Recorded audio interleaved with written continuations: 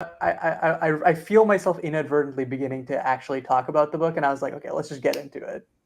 Absolutely. Yeah, no, I do think that the overall structure is pretty similar. It's like, okay, or it's pretty simple, where Fitz is called back into the swing of things, back into his duty to the crown, and he's got to go on this hunt for the prince, and then he does that, and he comes back, and now he's like unable to go back to his kind of hermit life, and that's like the the beats, which are pretty simple. But there's also like there's a ton of mystery and stuff about what's going on. There's a ton of like Fitz changing in that process, not just his situation changing, but like I like all of the work done to kind of separate him from Kid Fitz, and like the things that he's learned and the things that he still has to learn, like the whole plot with what's her name, the trinket lady who like does the charms, and Yeah. like they have a really cool love story of like him trying to like accept, I guess, the new potentials of his life now, which is pretty cool. There's so much about him being like frozen in time, and then we get to see Buckkeep has completely changed, and Mm-hmm. and it's like we're being caught up to speed at the same time Fitz is. Yeah. Oh my At the gosh, same and then time, there's the sun. Sorry, go for it. he does sort of sink back into his old life in a different but the same way. You know, he's still skulking around. He's still buddies with Chade. He's still largely discounted, and nobody really knows or cares who he is, which is very similar to when he first arrived at the castle when he was a little kid. So in some ways it's very similar and it's nostalgic, and in the other ways it's like I haven't been here for a second, and now there's pop-up restaurants where old land used to be, and that's not That is actually an interesting dichotomy, right? Because like we're seeing Fitz do stuff that he's very skilled at, right? Or he's actually very much the only person in the world who could be doing this, right? He has the blood connection with the prince. He, has the skill and the wit, very important for this mystery. He, he's used to kind of being in the background to courtly matters, and he's put back in that position. So in terms of skills, he's right where all of that lines up, right? Which I feel like really hammers home the like return to his previous life, but different this time. With a different relationship with Chade. Oh God, there's a lot of meat there too. My goodness. Mm-hmm. Yeah, we're like, God, like Chade having all those journals and like his memory failing him, and Fitz being like, oh, okay, he's fallible. Like he's had to be like, I implicitly, even if I didn't always agree with him, I always relied on him, and now it's like, oh, he's relying on me now. Yeah. Which like it's because Fitz's mentality is at so many points like so, I don't know if stunted is the right word, but he's definitely like I think he reads a lot wearier than his age at times, but also so much younger than his actual middle age at times, and he's so not used to being treated as an adult because everyone in his life treated him as a kid for so long, and then he just dipped before they had the chance to see him be an adult. Mm-hmm.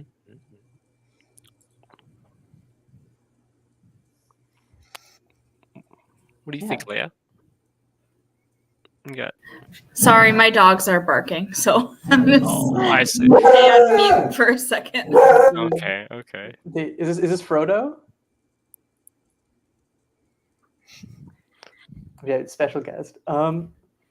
Speaking of dogs, transition. This is also, I think that this book, despite sort of the high stakes, I think is also, I remember when we were reading the ship series, me, Alex, and Leah were like, oh, I can't wait to get back to Fool's Errand, because you get that levity of the Fool and Night Eyes. As kind of like, okay, no matter, even if things are crazy, the way these guys just work is like the way they just talk, it brings things down so well in a way that I think like the ship series has sometimes, but everyone is kind of like going through it in some way there. That's very true. Yeah. Which isn't to say that the Fool and Night Eyes aren't going through it. They very much are. Yeah. But they're just so they're more grounded in reality. I think they ground Fitz in reality, and the characters in Live Ships are all kind of trying to do that for each other and all kind of can't, and are all sort of swept up in themselves and in the times and in what's necessary. Whereas Night Eyes is like, I'm a wolf and nothing is that big a deal, and you need to get a hold of yourself, you silly little man. That's actually one of the things I really, really enjoyed about this book, with the Night Eyes, and obviously there's a lot that happens with Night Eyes, but the way in which we see not only a change with Fitz's whole character over the years, but also Night Eyes. Like, he's an older dog now, and like in an inextricable way, he has adapted to the human world, right? Like he's no longer, or he still has those quips of like, I'm just a wolf. Like, just think about it like a wolf, idiot. It's simple. But I feel like it's toned down in like favor of like a I know you Fitz, and like this ain't it. It's like they've learned from each other. Like there's a point where Fitz is like, "Hey, you think a lot more in the long term now," and Night Eyes is like, "That's because of you. That's because of you, bitch. Because I lived with you for so long, and I had to learn how humans work." It's like, yeah. Mm-hmm. Yeah, they're intermingled, which would make the bear man really mad. I don't remember his name. Black Rolf, yeah. Rolf, yeah. Rolf, yeah. That's an unfortunate whole series of events there with Rolf. Though, I mean, valuable, turns out. Yeah, I think it does a good job of framing Fitz in the culture of the Witted, which is to say that he is inextricably one of them, but also is not one of them at all. Like, culturally, he does not fit there, and that does a lot of work to distance him from other Witted characters and culture that we encounter for the rest of the book, because it sets up that he and his wit bond don't work the same way as other witted people and their bond animals. They had to figure it out themselves. They don't have any conception of this kind of divide between themselves. And I think that does a lot of work to make Night Eyes feel special and to help Fitz disconnect from when other people are calling him a traitor to his own kind. He's like, no, we don't do that here. That's cringe, actually. My kind is me and Night Eyes, actually. That's right. And maybe the Fool. Sometime. Yeah, oh, the Fool for sure. Definitely the Fool. Yeah. Mm-hmm.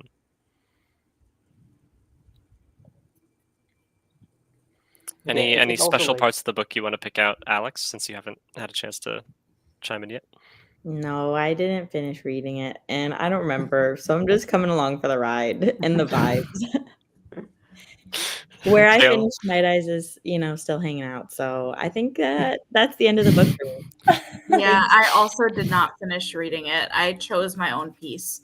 Yeah, Damn. I'm like, I don't think I need this anguish right now, so nothing. Yeah, same. While Night Eyes dying was anguishing, it was also done in a gentle way. Like, yeah, you're maybe 3 chapters into this book before you're like, this wolf is gonna die soon. Like, there's no way he's lasting the whole trilogy. He might live to the end of the book, but maybe not, because every 3 seconds Fitz is like, oh, he's old, oh, he's tired, oh, he can't keep up, there was that one time where I had to save him, bring him back. So even though it is heartbreaking to lose Night Eyes, it was done, you had notice. It wasn't out of the blue, that's for sure. Right. Yeah, it wasn't for shock value. It wasn't out of the blue. It was. Like, Night Eyes straight up says, "I am going to die soon, but you have to let me live before I die." Essentially, because Fitz is sitting there like worrying about him gonna die all the time. Like, he's not dead yet. Calm it down. Yeah. I mean, the anxiety is totally understandable, but And it's very also, funny like- that Night Eyes is like, stop treating me like I'm dead already. Yeah.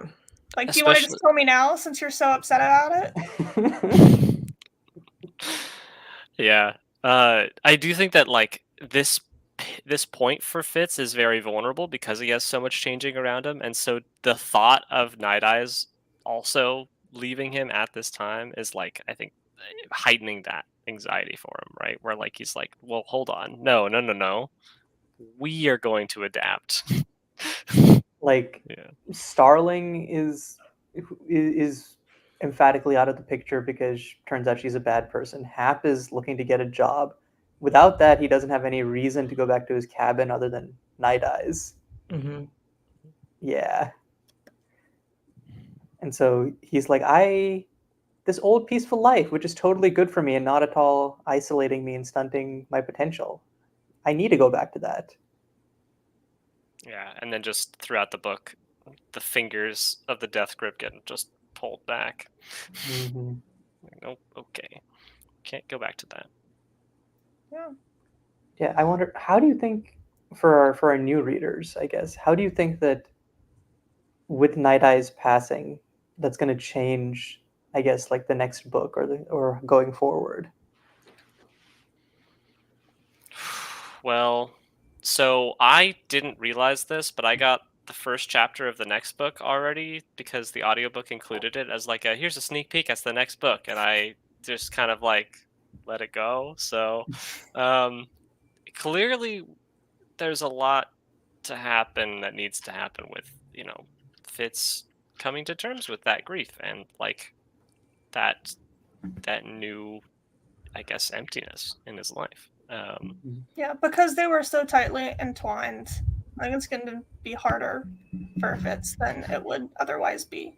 Right. I mean, there was a lot about the wit bonds, people being like, or the witted ones having like, here's how we accept the death of, a wit bond. And it's like, Fitz has not done any of that. Right. Mm-hmm. I mean, he knows that it was the right thing because he saw the alternative, which was that crazy cat lady.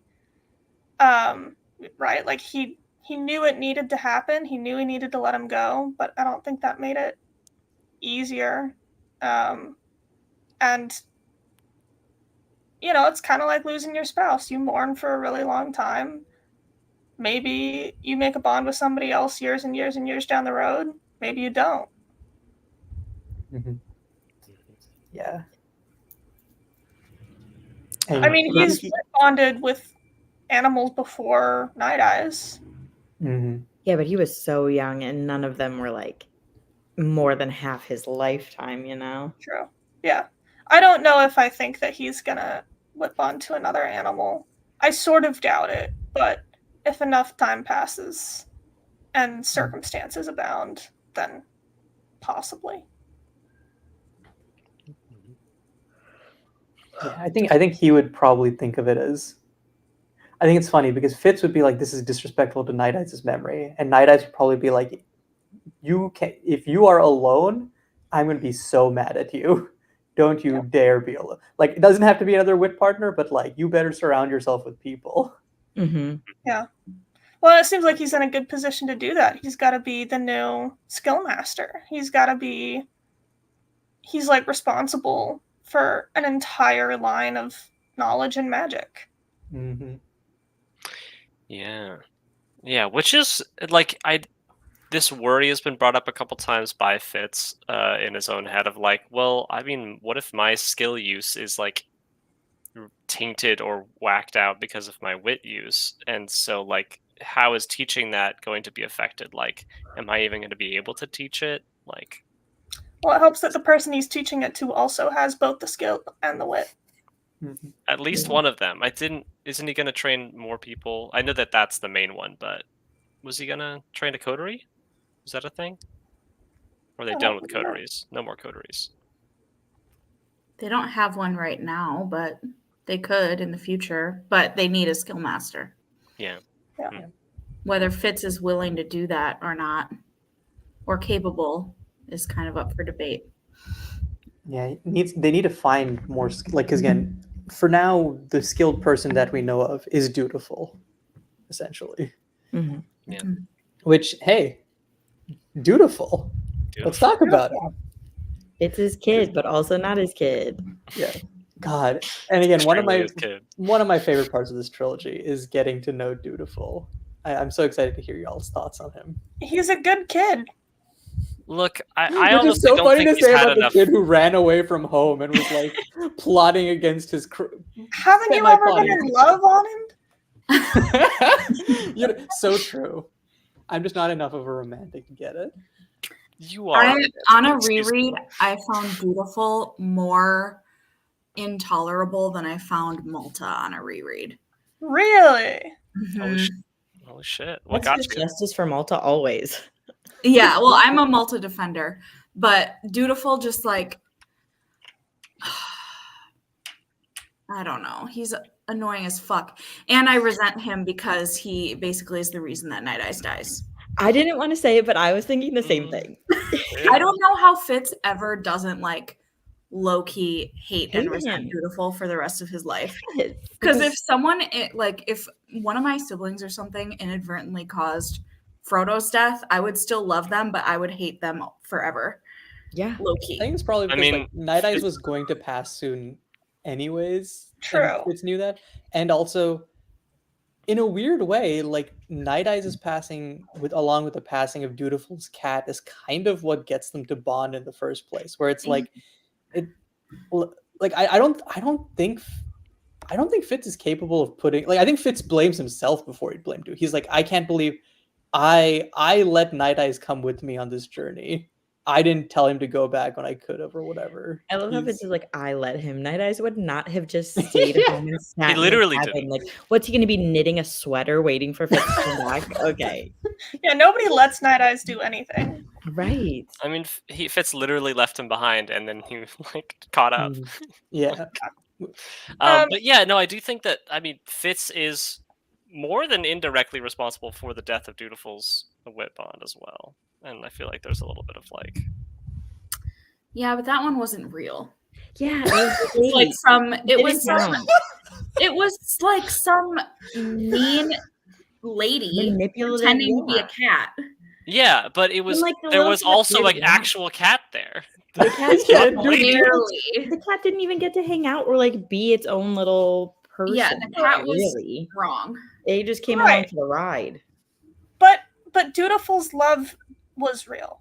Yeah, Like the And the cat opposite still loved subject looking at of its are own, real and right, valid, too. whatever. But he's the reason Night Eyes is dead, so we hate him. No, I think that Night Eyes.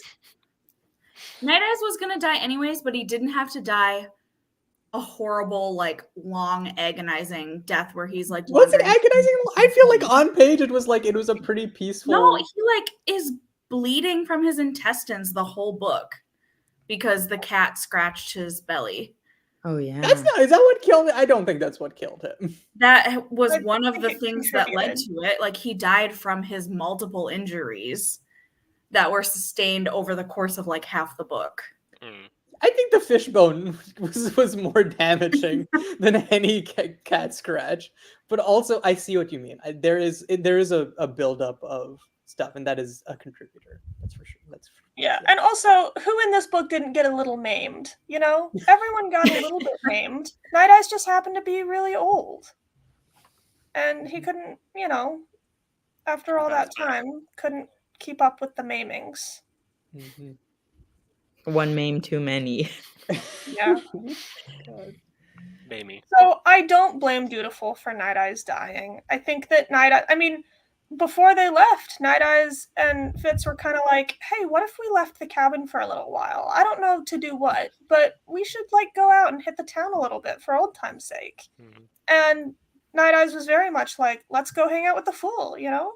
Like, let's go on an adventure. Like, Night Eyes knew that this might be his last adventure, and he was ready to go, you know? So I think everything happened the way Night Eyes wanted it to.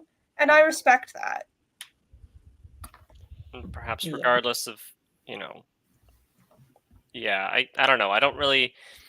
I think Dutiful is a stupid idiot baby boy. But I also don't think that we've had very much time to get to know him. Like, we know him through one of the biggest mistakes hopefully he'll ever make, right? But like, yeah, it's also a mistake that Fitz would have made, probably. Yeah. Right? Like, it's totally Fitz could have made the mistake when Molly asked him to run away, but he didn't. and Molly asked him to run away. Yeah, but he wasn't whip bonded to Molly. If No, Night but- Eyes asked him to run away, maybe he would have. Night I Eyes think also Night Eyes did. had. Night Yeah, Eyes Night asked Eyes him, did like, all the many time. He was times. He's like, "Can we just go?" And Fitz is like, "I Yeah. can't. I have to You're stay." stressed out by this. Let's just leave. Oh, you're That's okay. true. I guess there has been a through line of like Fitz being like, "No, I made a vow. I made a chooses solemn Yeah, promise." Fitz always Fitz chooses should have been named Dutiful, honestly. Yeah. That should have been Fitz's name. I mean, yeah, I think it is really the difference in upbringing between the two, where I think Dutiful feels confined by his upbringing, but Fitz really was confined by his upbringing. Yeah. Like Dutiful. I don't think Dutiful's feelings are invalid, but he also just doesn't know what it actually means to be trapped by. Well, your okay, I upbringing actually the would same flip way. that around because Dutiful has continuously a lot of interconnected pressures, right? Of like Mhm. every single day of his life and every social interaction he has is related to his duty. Whereas Fitz, like, he was like definitely in a wacky situation, you know, got trained up, became an assassin, like all these things. But he could have just gotten the fuck out of there, possibly, right?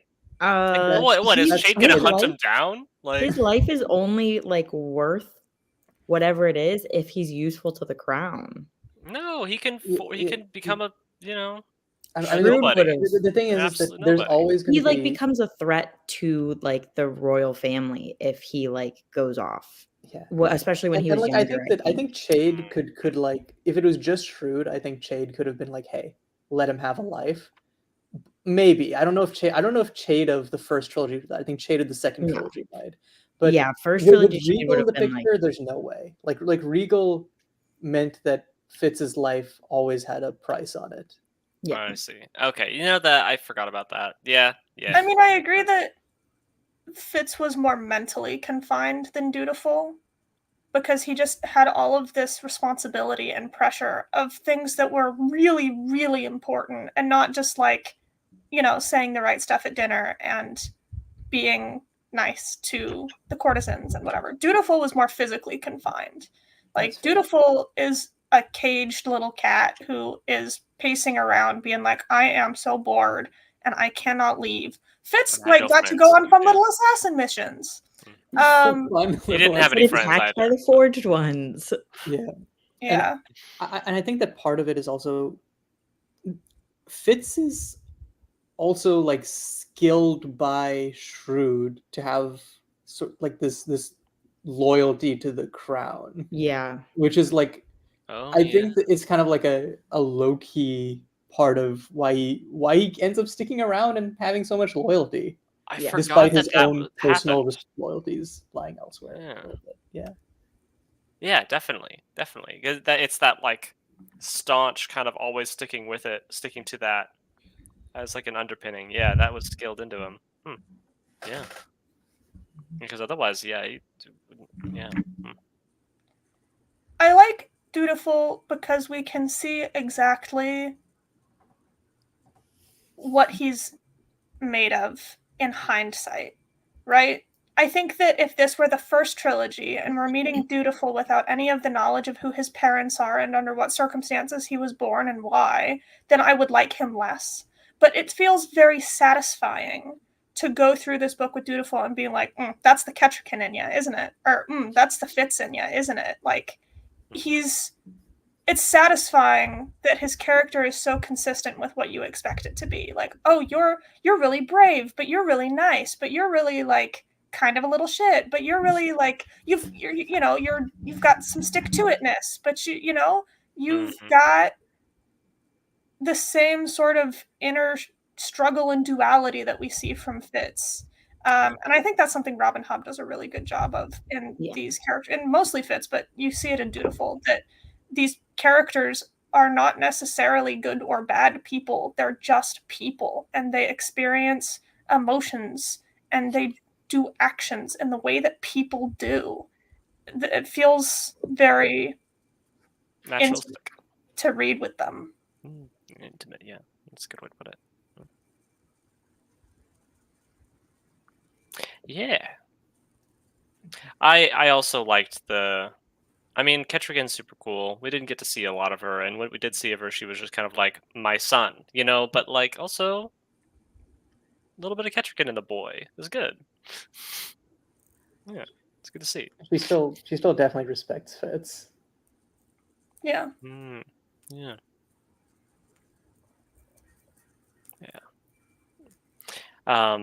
Interesting to see, like, just a little bit of world building that I don't think comes up much, but like the way that Ketrigan's rule has been so far, like in all these years, where she has that idea of being sacrifice, and that isn't really quite how the Seven Kingdoms roll, right? And how she's changing things, but not truly enough, or not like she's just one person, even she's at the top, right? And like she knows that the wit's not bad, and made it like illegal to prosecute anybody, but also she couldn't see that wasn't being effective, really, right? But yeah, what was something else? It was like there's a bunch of ladies of the court who like who kind of like mimic her in her sacrifice kind of way, or like they isn't that right? Something like that. Well, I remember that everyone is a little bit upset that she's too progressive. She's moving too quickly. She's changing too many things all at once. She's a foreign-born queen who is pardoning the public enemies number one, which is the Witted, and who is allying with the people who killed a whole bunch of their kinsmen a generation ago, which is the Out Islanders. And she's just, Mark Zuckerberging it through this kingdom, saying, let's move fast and break things. And everyone's like, can we? That's a lot really quickly. And what's interesting is the bad guys in this book are the people who are unsatisfied with how quick things are moving. As in, they want to have power over the crown. Yeah, well, that's life in politics. You'll never make anyone happy. Yeah. You'll never make anyone at all happy. Yeah.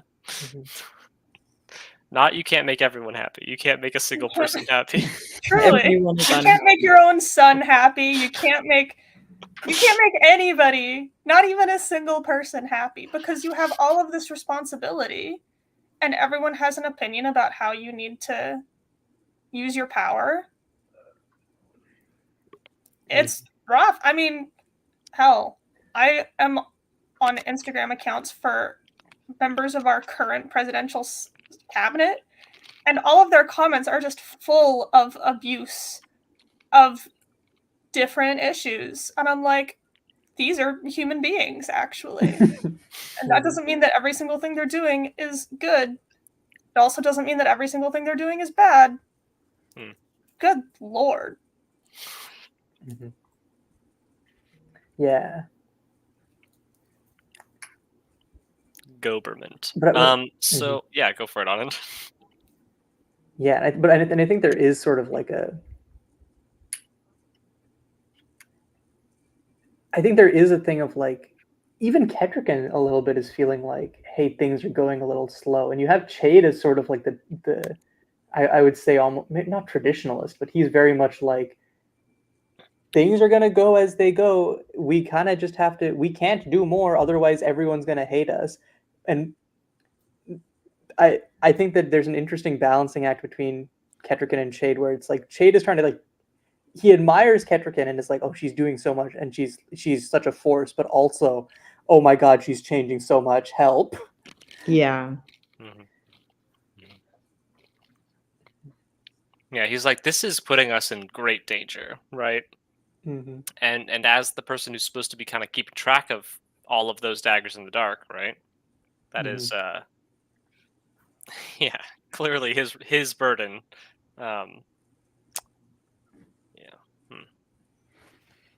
I feel for Dutiful here at the end of the book because he has to marry some kid. He's already heartbroken. He has to go back and face his mom. He has to go back and face his kingdom and get locked into the rest of his life. And no one can ever know the truth of what happened. Right. He's so gonna have this to will know the further official bond message. him and Fitz.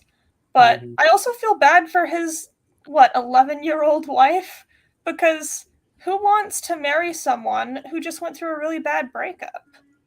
Yeah. Also, who wants to get married when you're 11? Yeah. Malta did. Malta's That's an true. outlier. Absolutely did. Malta got married when she was what? By the end of that, is she like 14, 15? Yeah, I think so. Yeah. But she's, not like Other girls.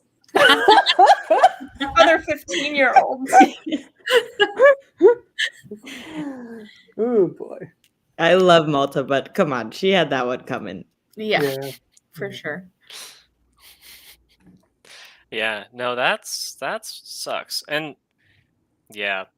I mean, it's an arranged marriage, right? It's kind of like, okay, well, the purpose of this is political alliance, and that's it, right? Like, if we end up being amicable, that's great. That's really cool. But it almost doesn't factor into it, right? Well, I think it's inevitable that Dutiful will whip bond again. And he will have a deeper, stronger connection with his whip bond animal than his wife. He's gonna get married. He's gonna get married to a cat.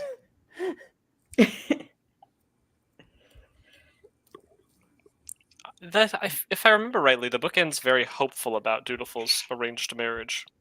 Like, I'm not totally sure if it's like apologetic, but it's definitely like, oh, it seems like they actually had some stuff to talk about. Like there wasn't a full like, this is awkward. Okay, Yeah, I think there's a general hopefulness about the end of the book, and part of that is So we'll see. We will see. I'm glad that Dutiful has Fitz as a friend and mentor, but we've seen Fitz with such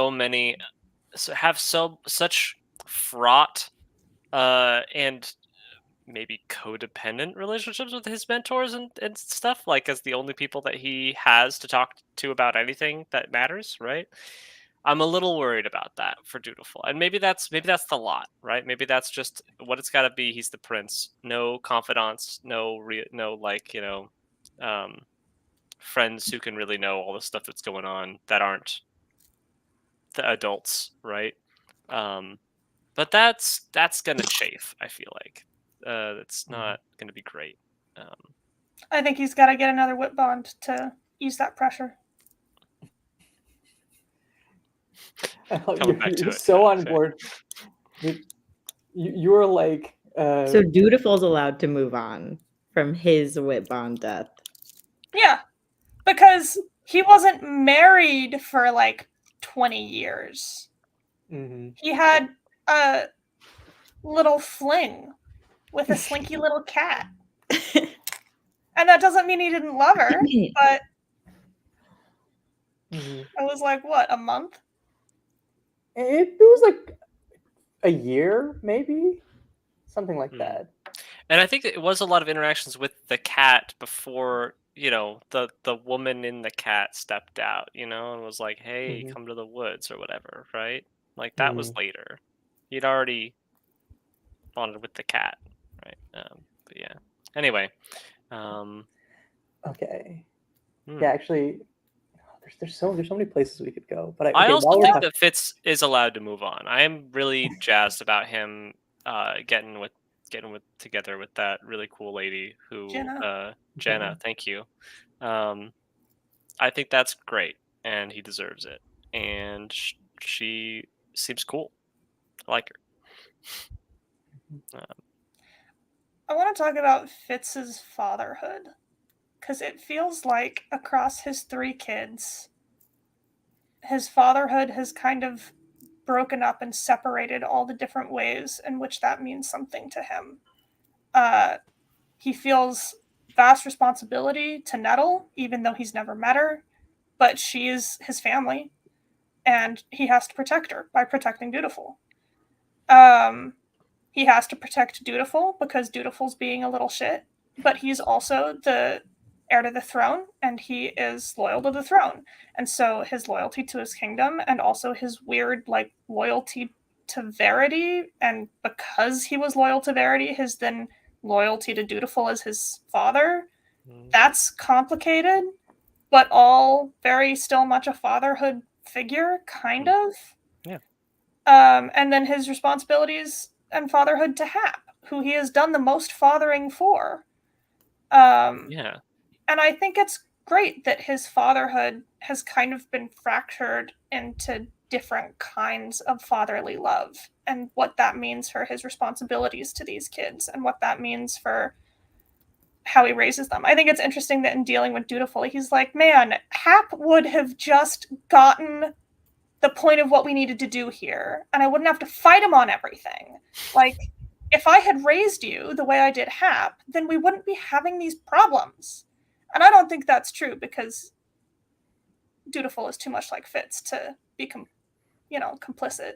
Yeah. I forgot about Hap, so when you said his 3 children, I was like, No, I was doing the math. I'm like, okay, we've got Nettle, Dutiful. Who else? I forgot about him too. I felt so bad. I love Hap, and also I'm so impressed, almost to the degree that it strains believability that Fitz was such a good dad to Hap. Like, he doesn't have a whole lot of. He wasn't raised in a situation where he could see like that happen well, right? I think Night Eyes did a good amount of the raising also. I don't think we can just credit Fitz. I Because if also we just credit think, Fitz, like, it would have been bad. I also think Hap is sheltered. Like, Hap's like a homeschooled kid that didn't get involved in activities. Yeah. True. I mean, and yeah, Fitz feels like you failed him in that respect. Like, oh, this kid doesn't know how to like be in society. Oh fuck. Or be self-sufficient, yeah. Well, that's because that's not something that Fitz ever like valued. So he didn't think that it was like something that he didn't realize it's something that he had to teach him. He values like self-sustainability and like all of that stuff, and that's all that he taught Hap. Right, and that factors into the whole like, I didn't save for your college. Ah, shit. Yeah. Like, yeah, it's so funny. That's such a real down to earth problem for Fitz to have after these crazy, like, we have to go to the edge of the world and like wake the stone dragons, and it's like, damn, I don't have enough money to pay for my kids' education. Yeah. It's like such a. He really has grown up. Yeah, I really like Hap, especially the way that, like, the conversation that happens around Starling at the start, where like Hap was like, "Yo, I found out that Starling's married," and I felt super conflicted because I was like, "Did you know? And was everything you taught me a lie?" And it was just that whole moment was so important to me. I just love, and especially because I think Hap, because he was raised by Fitz, is a boy of few words lots of the times, I think. And so it was one of the few moments where they actually were like, we're gonna use 2 words instead of 1. We're gonna talk about this. Yeah.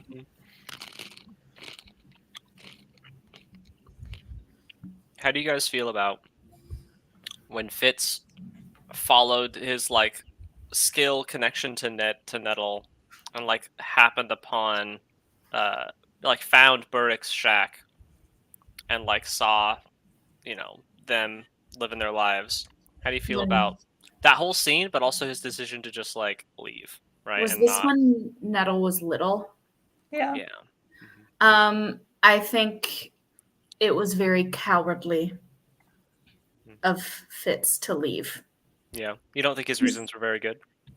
I think he has good reasons for himself, but he's making decisions for other people. Like, Molly and Birch are adults. they can make their own decision about like what they want to do with their lives and their choices if they know Fitz is alive. But Fitz takes that decision away from them. Yeah. In favor of like some imagined purity of like, well, if they don't know, then they'll be so much happier for it, right? And like, Right. Yeah. Well, and I think that Birch would do the same thing though. Like if he found out that Fitz was alive, he would leave Molly like in their relationship. He wouldn't leave her like physically. He would still help raise the kids and stuff, but he would take that choice from her too. So like Molly gets zero choices in this situation of who she wants to be with and all of that stuff because of these two people's like belief Stubbornness. in honor. Mm-hmm. Well, I think that it is slightly more complicated in that Nettle has royal blood. And regardless of what choices Molly and Birch would make about that, if it was known in any way that Nettle had a connection to the royal throne, that immediately puts her in danger. And so he is making decisions for them, but the decision is to keep Nettle safe, which everybody wants. Yeah, I think there's a level of like almost like threat assessment that I feel like is really complicated here, where it's like Fitz is making these judgments on the understanding that he is protecting these people, but also it's like it is what Leah said, where it's like for some of these, it's like you gotta tell them, and then it might hurt in the short term, but then in the long term, that means they're more informed to figure out, okay, what do I actually want to do with this? Mhm. Like, I think the Nettle thing makes sense, but also like you can reveal it to Molly and Birch without having to go and tell the world, hey, I'm still alive and we have to grapple with this. Like you can like make a game plan with the three of them. Well, and I think that if he wrote a letter or something saying like, by the way, I'm not dead, but like that I just wanted to let you know, but I don't need to be a part of your guys' life. I know that you have a good thing. I know that you have other kids. Like, I just wanted to let you know I'm not dead. But I think that showing up at their cottage and being like, hi guys, I think that would be not right. Yeah. That would Agreed. kill Birch would actually have a heart attack at his age. Yes. At his ripe old age of 32. I also think part of the problem is Fitz, which Fitz does with every relationship he has, underestimating the level of which people love him. Yeah. Because, like, he doesn't understand or acknowledge that to Burrich, he's like a son. And to Burrich, probably, it will be more meaningful to know that his, like, adopted child is still alive than the fact that, oh shit, now I'm married to that adopted child's girlfriend. Yeah. Yeah. You know, like any parent would rather their kid be alive and like pissed at them than Like suffer a couple awkward conversations, right? Like, Right. Yeah. right. But Fitz doesn't think that they care His thing is, about him. he's like, I'm capable of hurting these people emotionally. Now, I'm not going to follow why that is. I just know that I can hurt them, and we don't need to know anything. We don't need to figure that's because they love me and because they care about me. We just don't need to follow that route. But it's I mean, interesting because Chivalry made the same choice with Fitz and didn't have a relationship. So Fitz basically is just like following the same patterns. Wow, I didn't clock that. That's yeah. Same. passing down the Generational trauma. Yeah. that's the I word. think it's more acceptable what Fitz is doing, because Fitz is like, oh, I've got this daughter, but I am leaving her with her siblings and her family who loves her and in a place that she is safe. And Chivalry was like, I don't, whatever happens to Fitz happens to Fitz. I think Chivalry did the exact same thing for like the same reasons, because if he had any relationship with Fitz, that would be threatening Verity's like claim, I think, to the crown. Because if people see the like former king in waiting with his like illegitimate child, then they really start drawing those connections to like Fitz and the royal family as like Fitz being part of it instead of being like a little like assistant to it. Yeah. I also think chivalry overestimated Burge's child rearing abilities. Yeah, for sure. Yeah. For sure. But chivalry knew that that his like stepmom was a dangerous piece of shit. Yeah. And like it's heavily insinuated in the first trilogy that her and or Regal arranged for Chivalry's murder. Yeah. And like if they got to Chivalry, they absolutely would have gotten to Fitz if when they he was saw little, him as a bigger threat. if they were at Withy Woods or whatever it's called. Yeah. Where when he's in Buckkeep, Shrewd's protecting him. Like just Shrewd being there and Fitz being there is a protection for Fitz. So it's a similar kind of vibe of like, this is safer for you, but worse, like emotionally and like, you know. Yeah. And I think in Fitz's case, it's one of the things where like there is no, like Regal is gone. Whatever her Queen Desire is, there's no Queen Desire in the picture. Like there are like obviously some, like it's not like Regal died and overnight every single one of the people who believed in his philosophy just also disappeared. But in general, there is less concrete threat to Nettle. It's just sort of a general vibe of you will be more important for Nettle.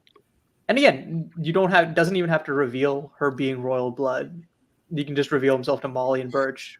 He's trying to protect her from Shade too, and it's like Shade wouldn't really be all that interested in her because he's got Dutiful. Yeah. And well, Shade he'd be interested in her in the sense of like he'd want like a thing of like, hey, I want to confirm, you need to give me like a little contract that she's the royal heir, so if anything happens to Dutiful, the Farseer line continues. Yeah. Right. And like come visit us at Winterfest and learn court manners. That's like the threat that Nettle's under. Yeah. Versus Fitz was under like, if anyone knows you have a claim to the throne, you'll get murdered. But also I think probably Fitz draws, for him having royal blood means going through the childhood he did. Yeah. Even if that's not like, even if you follow it to the end, that's not like completely rational. But for him, it's like, that is what happened to me, right? So she's also a royal bastard. So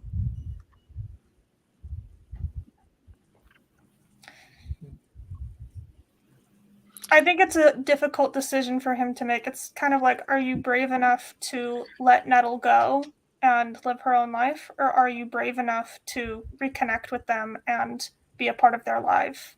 I think that it's a hard decision either way. Mm-hmm. I don't think that he is abandoning Nettle.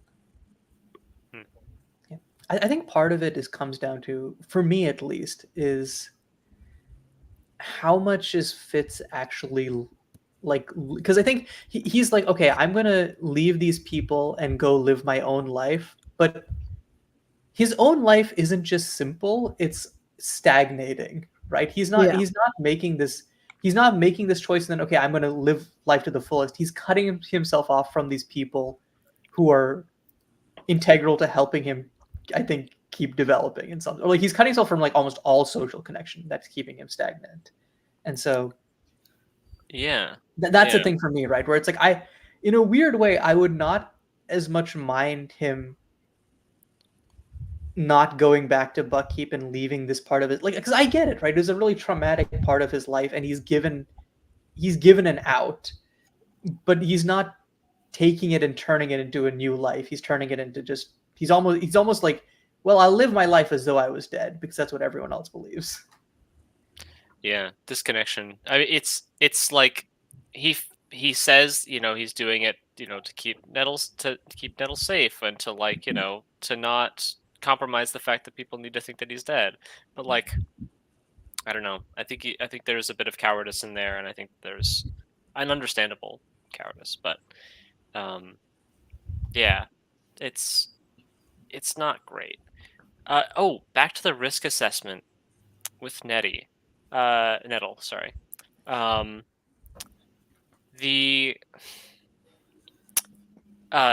don't think Fitz knew this at the time or would put this together when he was like going by the cabin or whatever, but like the fact that she is a skill user, possibly a wit user, possibly witted, is maybe more of a danger to her than her royal blood at this time, because she has no one. Oh well, okay, I guess Burrick for the wit, maybe.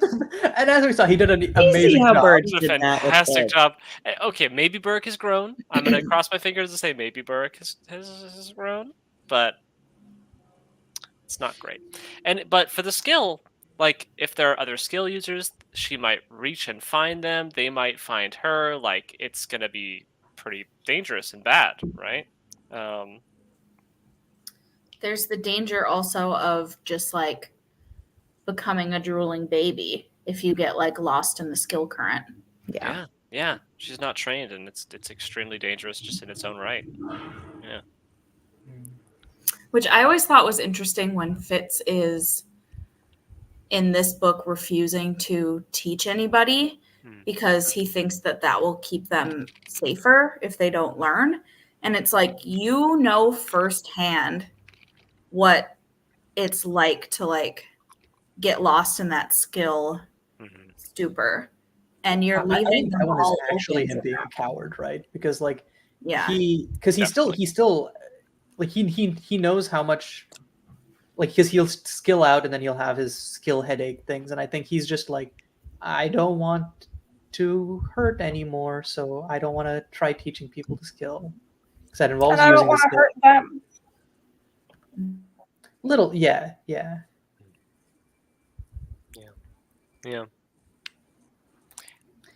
Anyways, Can we talk about the Speaking fool? of Alex. Yeah, I was about to say it's been almost an hour and we haven't talked about the literal title character. So yeah, let's talk about the fool. Fool's great. Fool. Love him. No notes. Golden to you. Someone great. Fool living his best life, his best life. The third one.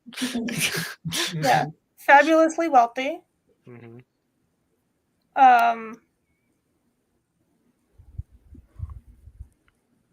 I like the Lord Golden Fool, or like switch in his persona, because he's, he gets to be an actor, which I think he really has a lot of fun with. And it also is a fun thing for him to embarrass Fitz with, which he loves doing. The clothes. The clothes are fun. Oh no, I like it when when he's buying Fitz clothes and he's like, I'm rich now. I can dress you up how I want to. Yeah, making Fitz a little doll. God, just so much, a ridiculous amount of romantic tension throughout mostly the full book, until things start getting really like fucked up, God damn. Like the chapter title, like Fool's Kiss or something. I was like, Fool's Errand. No, the chapter title. Oh, the the book title. Yeah, there was one that was like, Oh yeah, oh god, I love that where he's like, you kiss Sybil? No, I kissed Civil. Yeah, that was. Yeah, just gosh. I think it's interesting we got a little bit of insight to the big bad, like the Fool's female nemesis with her catalyst to be like, oh, this is setting up like end of trilogy, if not end of series characters. Yeah. And wild that she's usurping the role of the White Prophet, right? That like whatever monastic thing they had going on, they were like, no, the Prophet's already out there. Prophet's already doing their thing. The Fool's like, but I am prophetic. Help. It's fun that there is intrigue and mystery and double character stuff, but Fitz is finally in on it. Like throughout his whole childhood, there was cloak and daggers, and he was only ever the dagger and didn't ever really get to be in the cloak. He was never in the know. Whereas here, he's like actually in the know now. Like he's in on the fool's shenaniganry, and he gets to be an adult now.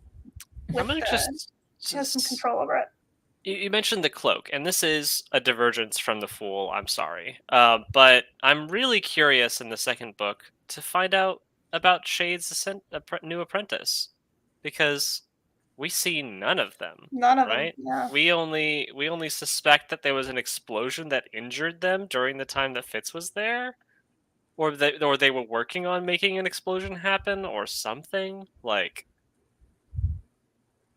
What was going on there? I have no idea. I don't know. I don't know what to think of that. Yeah. So I'm very curious about that. But we can keep talking about that Fool. Yeah. Yeah, I think it's so nice at the start of the book how easily the Fool slips back into Fitz's life. I think literally because we read the start of the book, all three of us were like, this is the comfortable part. This is the good part. Everything's great. They were sipping on apricot brandy and exchanging old stories. It's all good. And he was carving all his furniture up. Yeah. Yeah. That's Giving my him charms. favorite. That's your favorite, you said, Alex? Yeah. I love their reunion. It's so sweet and like wholesome and cute. Except I was reading it again like a couple days ago just because I love it. And like the Fool asks for like reassurance basically from Fitz, and he's like, that question was so stupid I didn't even like need to answer it. And it's like the Fool is asking if you like actually missed him and stuff, and you're like, of course I missed you, that's dumb, so I'm not gonna tell you. Fitz is a person of action and not words, and the Fool is a person of words so much. And they have extremely different communication styles. It's interesting that they don't have more disagreements or like misunderstandings. Yeah. I love that the Fool understands what he doesn't understand about Fitz. Like, this comes up when Fitz is torturing that kid. And the Fool's kind of like, I don't understand what's going on in you. It doesn't mean I love you any less. I'm scared though.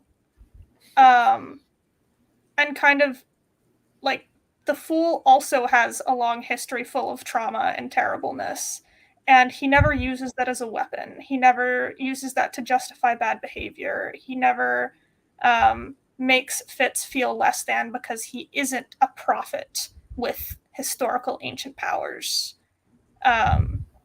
Like he just sort of lots of time he's like, man, I'm so sorry, bro. Like I really don't want to like. I feel like I don't want to like come back into your life and like mess it up. Essentially, he's like, I'm sorry to bring my prophecy stuff into your quiet life. And Fitz is like, I don't care about the fuck the prophecy stuff. I'm here for you, my friend. See, that actually ties back to all these decisions that we've been criticizing Fitz for, where like Fitz is making the opposite choice that the Fool did here, where the Fool's like, look, this is going to be painful, but like I'm gonna choose to to bring you back into all this, right? Like the Fool recognizes that the pain that it will cause, but also the necessity of it, or like the practicality of it, and also willing to, find the joy in that, right? And like, okay, well, if I'm gonna bring him back into the fold, we're gonna hang out, we're gonna chill, at least for a little bit. Whereas Fitz is always like, I can't cause even a little bit of turmoil or pain in other people's lives. I'll just disappear. Bye-bye. Mm-hmm. Yeah. So the Fool is based for that. Yeah. What did the Fool name their horse again? I'm just wondering. Malta. Mm-hmm. And why was that? The Fool's a Malta defender, just like me. Yeah. Wait, the Fool literally named the horse Malta because I think like she is ill-tempered or something. No But, way. No, she's like I swear to God. I swear to God. That's She's why fast she's and really cool, and she's got her own mind. She's an independent horsewoman. Mhm. Just like I think it's Malta. also hilarious that Fitz is like, well, I've got a black horse. My black it is. What an idiot. It's a My miracle black, Night I Eyes forgot. got like a decent name. But that's After, because like, Night Eyes' what was it, mom like, named him. Rusty? Night Eyes' mom Maybe? named him. Oh, right. Also, Night Eyes' thank mom. God all of like the mothers named these kids. I was just gonna because say, thank God Fitz didn't name any of his kids. what would he have named them? My kid 1, my kid 2, my kid 3. Okay. I will say, perhaps Ketchikins won. Fitz would have done a better job with Hap. Like, Hap's name, like, Yeah, you will never You catch named me making one of my kids' mistake. yeah, His mom named him Mishap. yeah. Was it his mom or was it Starling? Because It was his mom. It wouldn't have been Starling. was- Starling's not that messed up. No, it was his mom because she hated him because he was born out of sexual Right. assault. Yeah, okay. Yeah. From the Outer Islanders, yeah. Yeah. Yeah. And he has two I different thought he was an colored orphan. colored I thought he eyes. was an orphan. Oh, he has heterochromia. Yeah, Oh. he's got Yeah. But like his mom said was a mark of like his evilness from Mhm. his father. Oh, Yeah. I have Yeah. different colored eyes, so I'm starting to worry about my lineage. Yeah. Well, hopefully you weren't born of a red ship raider. Yeah. Mhm. I think you'll Not be that I know of. I would love for Hap and Dutiful to meet. I think that would be very fun. I think Hap would be like, everything is fine, man. Like, you just do your hard work and then everything works out. And Dutiful would be like, you do not understand the pressures of a kingdom. And he's like, I don't think I need to. I think you're making this more complicated than it has to be. Chill. See, that would be I think ideal, Hap but would I be feel like starstruck. Hap I is think so Hap would be, like, a stressed little right now. starstruck. Yeah. Starstruck, yeah.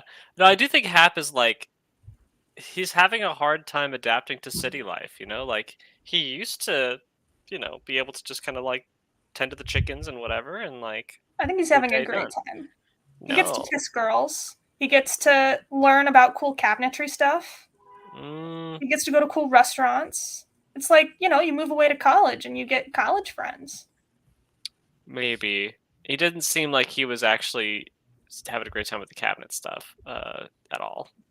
As in not Well- actually being allowed to do any of the cabinet stuff. Give And- him time. Yeah. I think it'll be fun. Hopefully. Yeah, if there's anything we know about this series, things go fine all the Oh time. yeah, everything works out, and there's always happy endings. I think that Malta the horse is actually Malta. I think that Malta has the wit and then accidentally put her soul in a horse.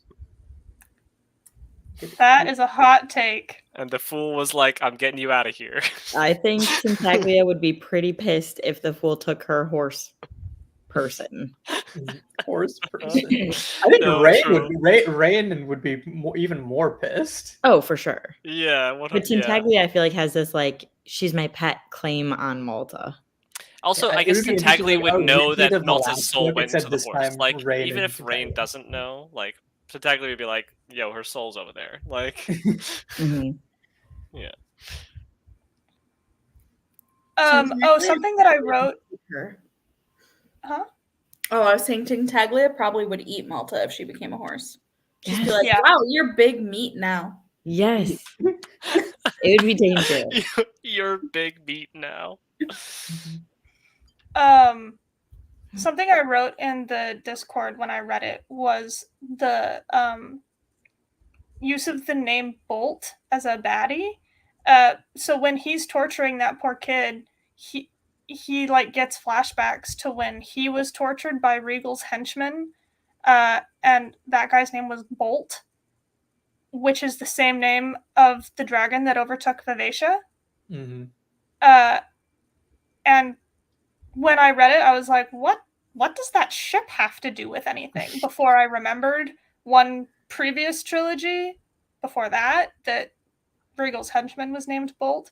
I think it's interesting that we have two baddies named Bolt. That feels on purpose, but also I don't see a connection to them. Interesting. I don't think there is. I think it was just kind of Robin Hobb reusing the name unconsciously. Yeah, because that happens a couple times. There's one where there's two different characters, I think two different animals named Motley. So it's just, I think, something that accidentally happens. She's like, I like this name, and then uses it for one trilogy, and then she forgets it, and then she's like, I like this name, and uses it for another trilogy. Yeah. I mean, how far apart are these books written? Like a couple years? So. Oh, a while. Because some fantasy authors, they'll pump out books. They'll be like 2 a year. Yeah, I think the trilogies. Once she starts on a trilogy, it's like one a year. Once, I think yeah. The first Assassin's Apprentice came out in the 90s. Yeah, and then Fool's Assassin, which is the 12th book, came out in 2014. So between 10 or so years, she wrote 12 books. Yeah. The last book came out in our senior year, Jared.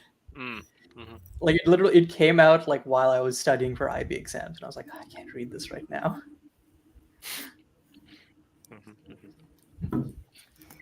But I love that torture scene, which is a strange thing to say, but I love it because we get a glimpse into how broken Fitz is, which is something that he's suppressed and hid in the woods for decades. But it's all still there inside him. All that hurt and anguish and his broken nose and dying. It turns out that changes a person.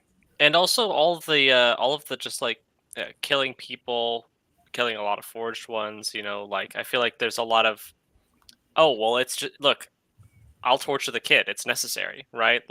I've done, very quick to put duty above the life and comfort of another person, right? And now that Night Eyes is gone, Fitz is responsible for keeping that in check because Night Eyes can't do it anymore. And the Fool can't do it. Not really, I mean, the Fool's going to be around, but yeah. Another one of my favorite little glimpses into Fitz's mind is at the very end of the book. Night Eyes is already dead. They go back to the castle. He drops Dutiful off at the secret little passageway. And the second he drops off Dutiful, there's some description of his emotional state that is just so real. Of well, I don't know how to feel. The story's over. I need to go sleep for a year. I'm also grief-stricken. And just all of that mix of emotions feels very it shows me that Robin Hobb has felt grief before. It shows me that she's felt exhaustion before. And to write that into a character, the way that she does it is striking. I think that's what keeps me at least coming back to these books, where it's there are other good writers out there, but not ones where I feel the same degree of this character is almost so articulated that it feels like a person, if that makes sense. Yeah. I think she did a bad job of this in the early books. I did not care for her writing style in the very first book. But that's where I think when I recommend these books to other people, I'm you have to give it time because it's very character heavy. And there's not always a whole lot happening with big plot stuff, or you don't know about the big plot stuff because it's not important to Fitz. Right. And I enjoy rereading Assassin's Apprentice so much because you know so much more about Burrich and Verity and Jade. And yeah, exactly. Whereas when you reading it at first, it's just these dudes. and you're in the head of this kid who makes poor decisions. But as you go along with it, you learn that you get to know them so well that like how you said, they seem real. Mm-hmm. Yeah. And like, yeah, it's so much about being in Kid Him's head because he's not picking up on stuff. It's like, especially rereading like the patience chapters from the first book. It's like, oh my God, dude. Yeah. She's trying so hard for you. Interesting. Yeah. Really solid book. I'm excited to see the rest of the trilogy. You know, I This feel like book we're had really a only great. warming up. This book had a great arc. It had a great like rising action, climax, falling action, good development in between. Kind of this classic. We finally got what is it called? A Bildungsroman? Is that what like the classic I know hero what you're story talking is about. called? Yeah. It Yeah. was. We finally got one of those that was like completely wrapped up in one book, and I think it was really well done. I don't think it leaves us with a lot of unanswered questions for the next book. It sets up what Fitz's life is going to look like. We're sort of slowly moving towards figuring out who this other prophet is. I think the main hooks into the next book really is just like the kingdom's problems, right? Like the kingdom is not stable right now. It's got a lot of people who are not happy. It's got a lot of, this is like tenuous, very, very fragile alliance in the making. It's probably going to have to respond to whatever threat, as you said, the other prophet's going to throw at it. But like,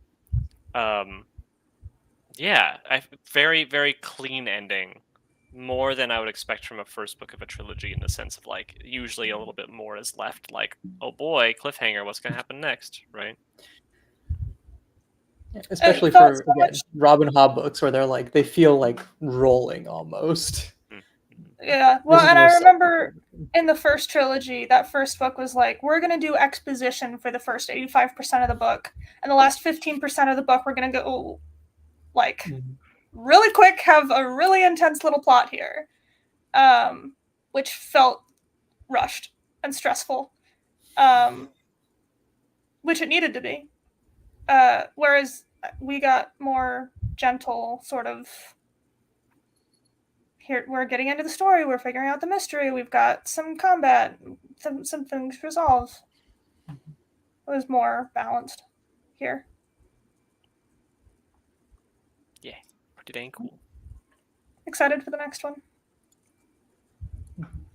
I mean, obviously, you guys just said that it's the most self-contained series, so it's kind of hard to figure out what's going on next. But predictions, insane called shots. Dutiful's gonna get arranged married. Mm-hmm. I think he's gonna whip bond again. Reasonable. Fitz has got to figure out what's going on with the skill stuff. He's got to figure out what's on the scrolls. He's got to figure out how to teach it.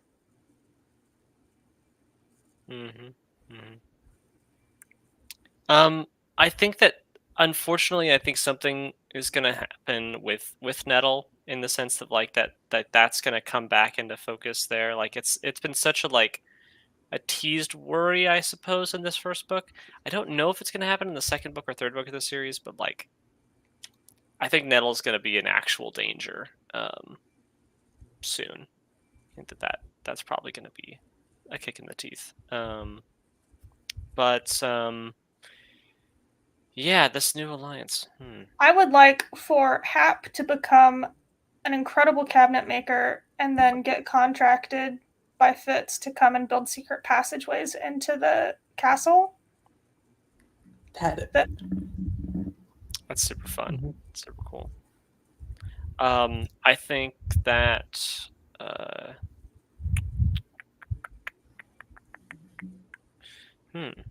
What's the name of the next book?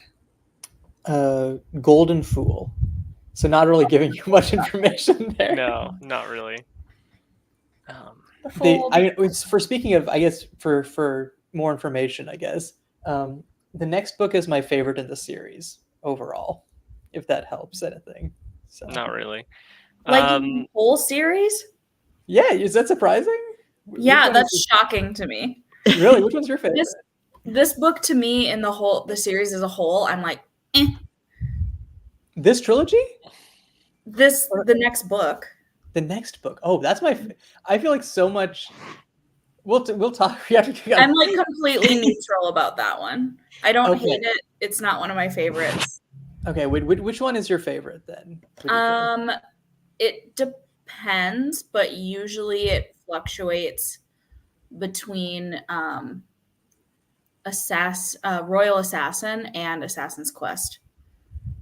But Oh. most of the time it's Assassin's Quest because you get the most like Fitz, Night Eyes, the Fool hanging out and bonding together action in that book. That's fair. I think that it has sort of like Robin Hobb third book in trilogy syndrome for me, where it's like I feel like there's so much travel and like build up in the first half, and it's only like the second half is when like the book actually starts feeling to me like, oh, we're here, we're in it. Which also incidentally is why the third book in this trilogy isn't my favorite, because otherwise if the first half of that book didn't exist, it would be my favorite book. But it's the first half is still good. It's just the second half is insane. One more prediction. I think Chade's probably gonna kick it, you know? I think that You think it's his Chade's out of time? here. I think it's his time. Yeah. I think So we lose Shade and Night Eyes all in the same series. Yeah. Yeah, That it would wouldn't surprise be me. very interesting for Fitz to go back to like finally make these overtures at like reconnecting to society, only for it to sort of be too late. at some Everybody point. dies. Mm-hmm. but I think But also, he learned from Night Eyes everything he needed to learn from Night Eyes before Night Eyes died. I think that Chade is not just going to be gone suddenly. I think it will be similar in that he gets everything he needs from Chade. Chade still has secrets. Fitz needs to know those secrets. He needs to sort of understand. I mean, he's kind of taking over for Chade, who was also a bastard of a king and had a claim to the throne, and sort of got put on the sidelines of these inner workings to protect the throne. Fitz is very well positioned to become the same sort of thing. He needs to learn everything that Chade knows before Chade dies. yeah, there was a really solid sense of like Chade passing on those responsibilities to Fitz, like in the end of this book, where like they talk about that loyalty test or whatever, and but then also like they kind of they renegotiate their relationship a little bit, where Chade is like, well, tell me everything, and it's like, I don't report to you, I report to the prince, right? Like, Yeah. and it's like, and then Chade is like so fucking proud, he breaks down and cries, like, yeah. I feel like that to me signals a little bit of like passing of the torch a little bit. You also can't always rely on that in these books. Like someone could just up and die and then everybody else is fucked because no one knows what they knew. Yeah. Like the one skill master before Galen. It was like she died before she was able to teach him everything, and then Galen sucked. no one knew. Yeah, no one knew the depths of what you can do with the skill after that. And then now Fitz is having to pick up the pieces of like generations of lost skill knowledge. Yeah. Mm-hmm.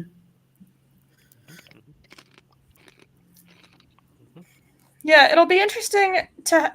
I sort of think that this next book is going to stay at Buckkeep. I don't think we're going to move around a whole bunch. Golden Fool tells me that the Fool is going to be at court a whole bunch. And so we're going to be in court a whole bunch at Buckkeep. We have a lot of characters who need a lot of development and growth, and we've got a lot of opportunities for plot points at Buckkeep. I don't think it's necessary to go on a big adventure. In the same way that Royal Assassin mostly all happened at Buckkeep, I anticipate this being similar. Yeah, I think that I agree. Part of me earlier was thinking like, oh, well, I don't know, maybe we'll go to the Out Islands. Maybe we'll have a bunch of stuff go on there. Like, maybe there'll be a whole, like, envoy situation. No, there's too much stuff going on at Buckkeep, I think. I mean, they could leave occasionally, but Yeah. Part of it is also just travel is in a medieval fantasy setting. Travel is so much Takes harder. forever. Yeah. And when you have like the royalty, like if Dutiful was to like go on the adventure too, it would be a whole parade before they left. It would take weeks for them just to get on the road. Or on the ocean in that case. Yeah. I think it'd be cool. My prescient little hot take is that we will see a character from the Ship trilogy. I don't know who. Maybe Jack. I think someone's gonna show up, and we'll get just a little bit of passing reference. Juliet, we already have Malta. Yeah, we already have Malta. And the Fool. Yeah. Both from that other trilogy.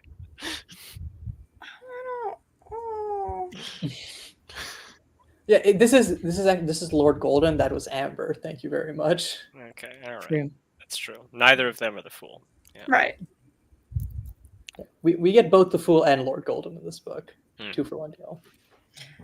We still have kind of that unanswered question of the rooster crown that the Fool found. Yeah. In the treasure. Yeah, they bring it out at the start of the book, and they're just like, "Hey, and you know anything about this?" And Fitz is like, "I don't know anything about this." Cool. Yeah. Or that's the crown that they saw. Oh yeah, Fitz remembers it as the crown that he saw in the vision, but they don't know more than that. Yeah.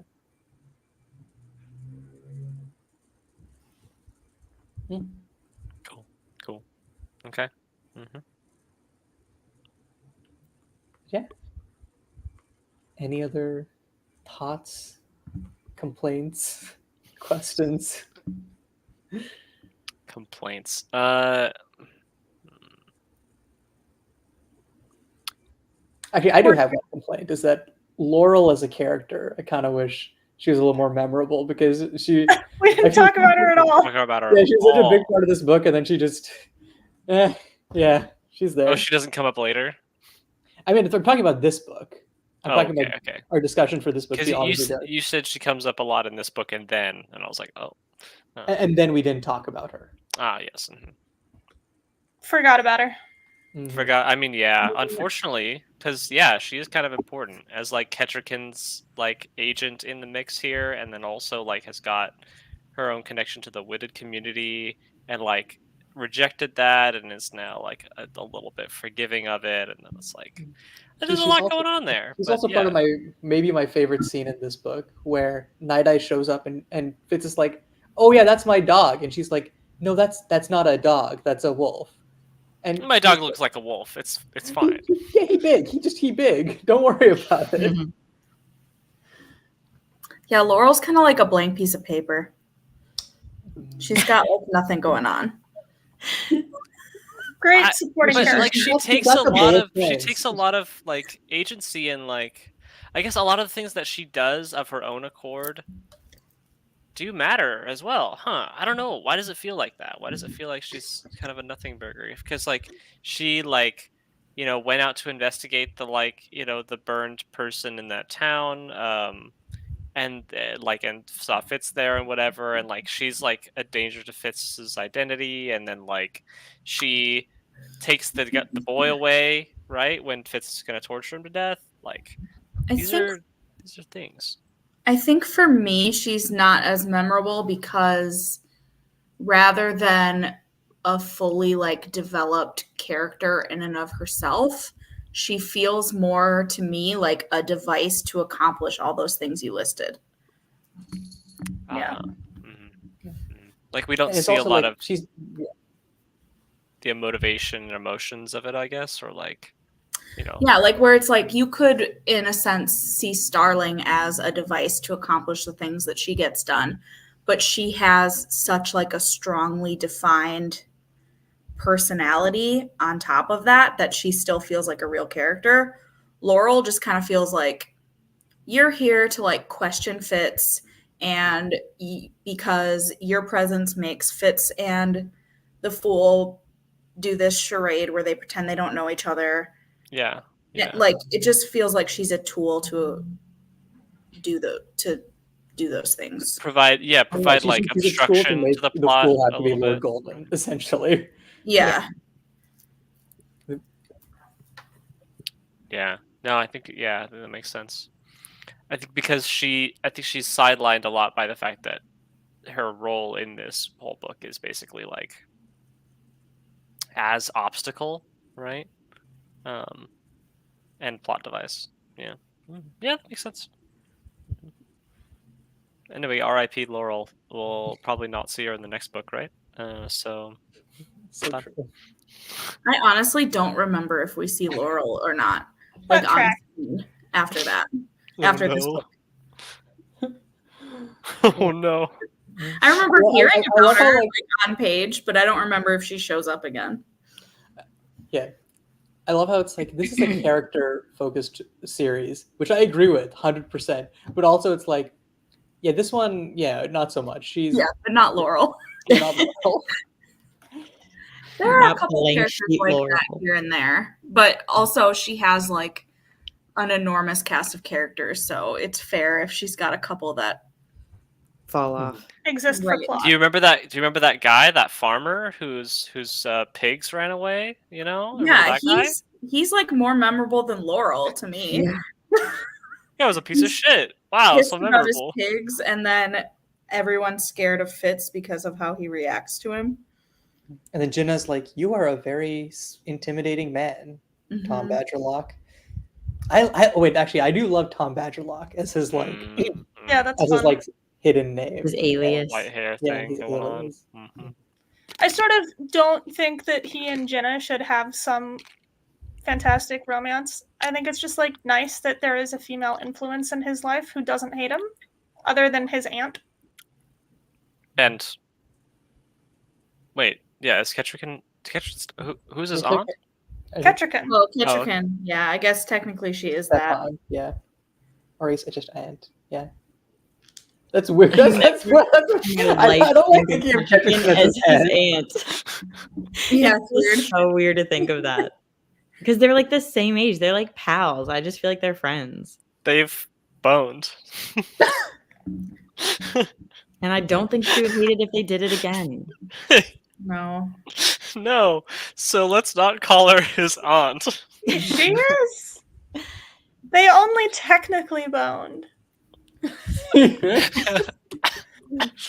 think it's not. There's a metaphorical way. They only technically didn't bone. Yeah, no, that's true. Ah, Yeah. mhm. Yeah. It's probably a better way to put it. Mhm. But I like that Jenna is a fun little familial influence without being super stressful. I don't think that they're gonna become fantastic lovers, but Wow. Yeah, You she's don't like, believe in it? she's I a think she's degree kind of like, replacing Starling, and I'm okay with that. Yeah. She's at least nicer than Starling is. Yeah. Starling, right away at the start of the book, she's like, by the way, you're old and ugly now. Yes. Yeah. And she's like, yeah, house is sad. you're a monster because your dad was one too. Mhm. Anyways, I hate Starling. Ugh. Yeah, Yeah, I I didn't was- hate her I- until I this book. forgot about all this. So I was a little bit of a Starling defender last earlier. I was like, okay, let's hear her out. Yeah. Nah. Leah and I were No, team no. we hate Oh, Starling from the beginning. And I was so you were a confused. Starling defender. I was Yeah. so confused. I was like, I guess Starling's not great, but like, whatever. I You think get a Starling- slut shamer, like it's fine. She's Like, just no, selfish. not I don't that. think she's like That wasn't evil. the problem. I think She's she's selfish, just but kinda she's really mean, I think. yeah. Well, I think the way that she doesn't care for about me, hurting what people's went over the feelings. line is calling is like essentially manipulating Hap and like using his own insecurities against him, and then essentially calling this teenager, saying, you'd be a monster if you actually told the truth to Fitz. Which is that's some snake shit. That is Yeah. like, Yes. yeah. ooh, no thanks. Mhm. Yeah, she's kind of a bitch. Yeah. Mm. Mhm. Yeah. She hasn't like killed anyone, but No, But she's, she's not one of evil. the worst. I don't think she's like really truly a bad person because I don't think she has enough power to be. She's just like She's not like Regal, but She's not a villain, but she's an asshole. Yeah, but Yeah. is she like worse than Kefria, or is Kefria worse than her? Because I think those are my true big haters. Starling has a kid, she would treat it exactly the way Kefria treats her kids. Ignore them or be mean to them. But then make anything that happens to them about her and how she's the victim. So they're equal. They both suck. I feel like they're equal bad. I like Kefria more than that. I think she's the worst. See, I think part of it is like Kefria is bad, but I think that like lots of the stuff she does, she at least like. I think Starling being fully aware of what she's doing is manipulative, deceitful, and bad makes it a little worse for me. Even though Kefria does like a lot of shitty things for her kids, where it's I think that makes sense, but I also think like Kefria like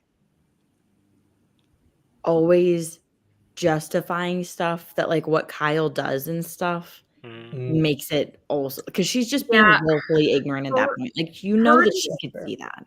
Her just being fine with it when Kyle at the beginning like decks Wintrow is insane. Yes. Like I feel like even Starling would be like, bro. She would be like, you took it a step too far. Like if like Starling says that little priest child and you're just gonna deck him in the face. Well, but I think that Kefria has more development that Starling has ever allowed. Kefria has an entire trilogy to be like bad and complicit in her husband's weird racist violence. And stays that way. I don't think so. I think by the end of the book, no. She said, I gotta say, Kyle anymore. I will defend Kefria a little bit more than Leah and Alex, but on rereading, she has like development up to a point, and then the third book, the payoff never actually arrives. No, she's like gonna be. She sends her kids to Rain Wilds because she doesn't want to look at them. Yeah, she's like they're free. His scales make me uncomfortable, so he's gonna go live in the Rain Wild. Yes. That is something Starling would do too. Yeah, that's true. Yeah, every time we get together, like Kefria is like the dumb. We gotta get away from the live ship trilogy just in general, because every time we talk about live ships, it's pure hating. We're on our hater shit. Yes. I'll never forget when Alex said that she hated Ronica the most of any character. I was like, she was so irritating. Hate Ronica more than like Regal or like these really bad guys later on. You're like, yes. Right now, yes. At that point, she had gotten me to that level. Wow. It was unforgivable. I couldn't.